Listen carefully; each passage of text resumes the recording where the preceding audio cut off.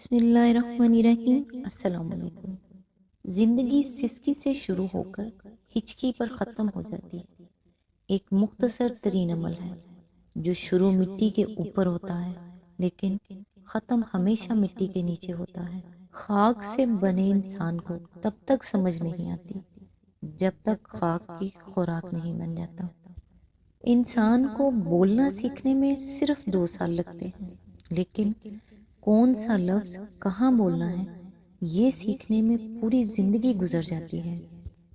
جس دن ہم یہ سمجھ جائیں گے کہ سامنے والا غلط نہیں، صرف اس کی سوچ ہم سے الگ ہے، اس دن ہماری زندگی کے بہت سے دکھ، شکوے اور غلط فہمیاں ختم ہو جائیں گی۔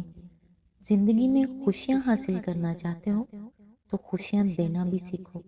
جب دینا سیکھ جاؤ گے تو پانا آسان ہو جائے گا، اور یقین جانو یہ حصول دلی سکون کے ساتھ رضائے الہی بھی ہے۔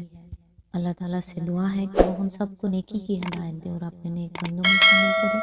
اللہ تعالیٰ آپ کو اور آپ کے تمام اہل و عیال کو اپنے حفظ و امان میں رکھے، آمین۔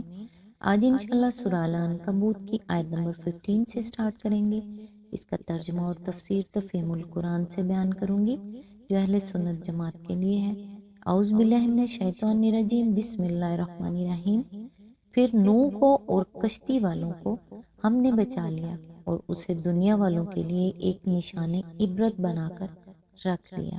اس کی تفسیر ہے یعنی ان لوگوں کو جو حضرت نوح پر ایمان لائے تھے اور جنہیں کشتی میں سوار ہونے کی اللہ تعالیٰ نے اجازت دی تھی۔ سورہ ہود میں اس کی تصریح ہے، حتیٰ اذا جاء امرنا وفارت النور قل نحمل فیہا من کل زوجین اثنین وأہلک الا من سبق الیہ القول ومن آمن وما آمن معہ الا قلیل۔ آیت 40 یعنی یہاں تک کہ جب ہمارا حکم آ گیا اور تنور ابل پڑا تو ہم نے کہا کہ اے نوح اس کشتی میں سوار کر لے ہر قسم کے جانوروں میں سے ایک ایک جوڑا، اور اپنے گھر والوں کو سوائے ان کے جنہیں ساتھ نہ لینے کا پہلے حکم دے دیا گیا ہے، اور ان لوگوں کو جو ایمان لائے ہیں اور اس کے ساتھ بہت ہی کم لوگ ایمان لائے تھے۔ اس کا مطلب یہ بھی ہو سکتا ہے کہ اس ہولناک عقوبت کو یا اس عظیم الشان واقعے کو بعد والوں کے لیے نشان عبرت بنا دیا گیا، لیکن یہاں اور سورہ قمر میں یہ بات جس طریقے سے بیان فرمائی گئی ہے اس سے متبادر یہی ہوتا ہے کہ وہ نشان عبرت خود وہ کشتی تھی جو پہاڑ کی چوٹی پر صدیوں موجود رہی اور بعد کی نسلوں کو خبر دیتی رہی کہ اس سرزمین میں کبھی ایسا طوفان آیا تھا جس کی بدولت یہ کشتی پہاڑ پر جا ٹکی ہے۔ سورہ قمر میں اس کے متعلق فرمایا گیا ہے، وَحَمَلْنَهُ عَلَى ذَاتِ أَلْوَاحٍ وَدُسُرٍ تَجْرِي بِأَعْيُنِنَا جَزَاءً لِمَنْ كَانَ كُفِرَ وَلَقَدْ تَرَكْنَاهَا آیَاتًا فَهَلْ مِن مُدَّکِرٍ۔ آیات 13 to 15۔ اور ہم نے نوح کو سوار کیا تختوں اور میخوں والی کشتی پر، وہ چل رہی تھی ہماری نگرانی میں، اس شخص کے لیے جزا کے طور پر جس کا انکار کر دیا گیا تھا، اور ہم نے اسے چھوڑ دیا ایک نشانی بنا کر۔ پس ہے کوئی سبق لینے والا؟ سورہ قمر کی اس آیت کی تفسیر میں ابن جریر نے قتادہ کی یہ روایت نقل کی ہے کہ عہد صحابہ میں جب مسلمان الجزیرہ کے علاقہ میں گئے ہیں تو انہوں نے کوہ جودی پر اور ایک اور روایت کی روح سے باقروا نامی بستی کے قریب اس کشتی کو دیکھا ہے۔ موجودہ زمانے میں بھی وقتاً فوقتاً یہ اطلاعات اخبارات میں آتی رہتی ہیں کہ کشتی نوح کو تلاش کرنے کے لیے مہمات بھیجی جا رہی ہیں، اور اس کی وجہ یہ بیان کی جاتی ہے کہ بسا اوقات ہوائی جہاز جب کوہستان ارارات پر سے گزر رہے ہیں تو ایک چوٹی پر انہوں نے ایسی چیز دیکھی ہے جو ایک کشتی سے مشابہ ہے۔ مزید تفصیل کے لیے ملاحظہ و تفہیم القرآن جلد 2 الاعراف حاشیہ نمبر 47، سورہ ہود حاشیہ نمبر 46۔ آیت نمبر 16۔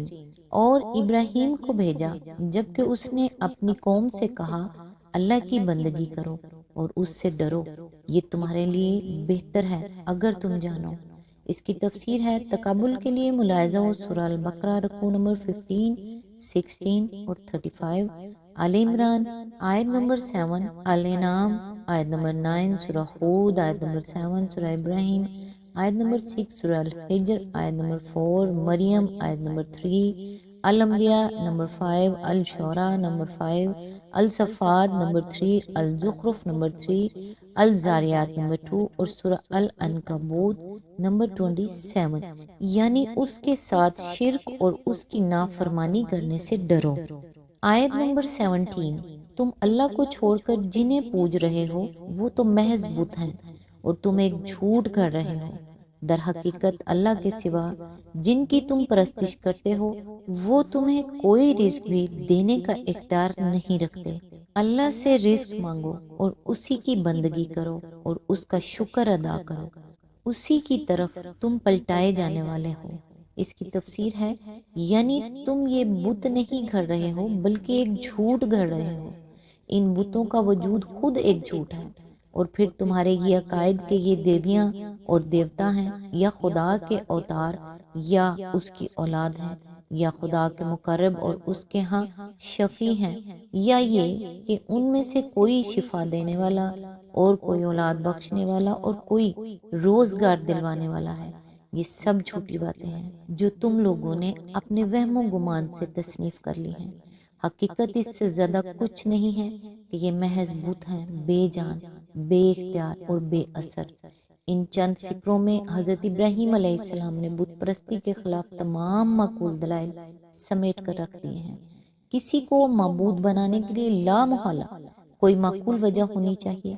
ایک معقول وجہ یہ ہو سکتی ہے کہ وہ اپنی ذات میں معبودیت کا کوئی استحقاق رکھتا ہو، دوسری وجہ یہ ہو سکتی ہے کہ وہ آدمی کا خالق ہو اور آدمی اپنے وجود کے لیے اس کا رہین منت ہو، تیسری وجہ یہ ہو سکتی ہے کہ وہ آدمی کی پرورش کا سامان کرتا ہو اور اسے رزق یعنی متاع زیست مہم پہنچاتا ہو، چوتھی وجہ یہ ہو سکتی ہے کہ آدمی کا مستقبل اس کی عنایات سے وابستہ ہو اور آدمی کو اندیشہ ہو کہ اس کی ناراضگی مول لے کر وہ اپنا انجام خراب کر لے گا۔ حضرت ابراہیم علیہ السلام نے فرمایا کہ ان چاروں وجوہ میں سے کوئی وجہ بھی بت پرستی کے حق میں نہیں ہے، بلکہ ہر ایک خالص خدا پرستی کا تقاضا کرتی ہے۔ یہ محض بت ہیں کہہ کر انہوں نے پہلی وجہ کو ختم کر دیا، کیونکہ جو نرا بت ہو اس کو معبود ہونے کا آخر کیا ذاتی استحقاق حاصل ہو سکتا ہے؟ پھر یہ کہہ کر کہ تم ان کے خالق ہو، دوسری وجہ بھی ختم کر دی۔ اس کے بعد تیسری وجہ کو یہ فرما کر ختم کیا کہ وہ تمہیں کسی نوعیت کا کچھ بھی رزق نہیں دے سکتے، اور آخری بات یہ ارشاد فرمائی کہ تمہیں پلٹنا تو خدا کی طرف ہے نہ کہ ان بتوں کی طرف، اس لیے تمہارا انجام اور تمہاری عاقبت سنوارنا یا بگاڑنا بھی ان کے اختیار میں نہیں، صرف خدا کے اختیار میں ہے۔ اس طرح شرک کا پورا ابطال کر کے حضرت والا نے یہ بات ان پر واضح کر دی کہ جتنے وجوہ سے بھی انسان کسی کو معبود قرار دے سکتا ہے وہ سب کے سب اللہ وحدہ لا شریک کے سوا کسی کی عبادت کے مقتضی نہیں ہیں۔ آیت نمبر 18، اور اگر تم جھٹلاتے ہو تو تم سے پہلے بہت سی قومیں جھٹلا چکی ہیں اور رسول پر صاف صاف پیغام پہنچا دینے کے سوا کوئی ذمہ داری نہیں ہے۔ اس کی تفسیر ہے یعنی اگر تم میری دعوت توحید کو اور اس خبر کو کہ تمہیں اپنے رب کی طرف پلٹنا ہے اور اپنے اعمال کا حساب دینا ہے جھٹلاتے ہو تو یہ کوئی نئی بات نہیں ہے۔ تاریخ میں اس سے پہلے بھی بہت سے نبی مثلا نوح، ہود، صالح وغیرہ یہی تعلیم لے کر آ چکے ہیں اور ان کی قوموں نے بھی ان کو اسی طرح جھٹلایا ہے۔ اب تم خود دیکھ لو کہ انہوں نے جھٹلا کر ان نبیوں کا کچھ بگاڑا یا اپنا انجام خراب کیا۔ آیت نمبر 19، کیا ان لوگوں نے کبھی دیکھا ہی نہیں ہے کہ اللہ کس طرح خلق کی ابتدا کرتا ہے پھر اس کا اعادہ کرتا ہے؟ یقیناً یہ اعادہ تو اللہ کے لیے آسان تر ہے۔ اس کی تفسیر ہے یہاں سے لہم عذاب علیم یعنی ان کے لیے دردناک سزا ہے تک ایک جملہ مترضع ہے جو حضرت ابراہیم علیہ السلام کے قصے کا سلسلہ توڑ کر اللہ تعالیٰ سے کفار مکہ کو خطاب کر کے ارشاد فرمایا ہے۔ اس اعتراضی تقریر کی مناسبت یہ ہے کہ کفار مکہ جنہیں سبق دینے کے لیے یہ قصہ سنایا جا رہا ہے وہ بنیادی گمراہیوں میں مبتلا تھے، ایک شرک و بت پرستی، دوسرے انکار آخرت۔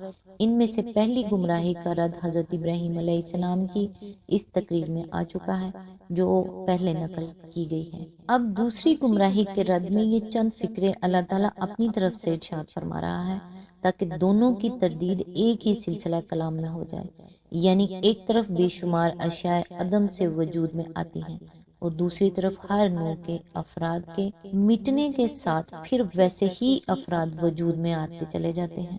مشرکین اس بات کو مانتے تھے کہ یہ سب کچھ اللہ کی صفت خلق و ایجاد کا نتیجہ ہے، انہیں اللہ کے خالق ہونے سے انکار نہ تھا جس طرح آج کے مشرکین کو نہیں ہے۔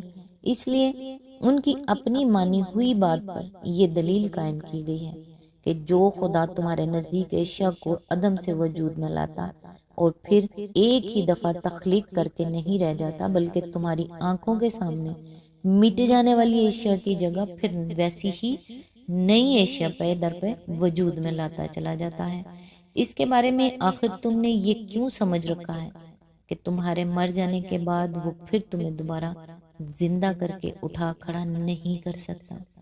مزید تشریح کے لیے ملاحظہ ہو سورہ نمل حاشیہ نمبر 80۔ آج تک کے لیے بس اتنا ہی، نیکسٹ انشاءاللہ آیت نمبر 20 سے سٹارٹ کریں گے، تب تک کے لیے دعاؤں میں یاد رکھیے گا۔ اللہ حافظ۔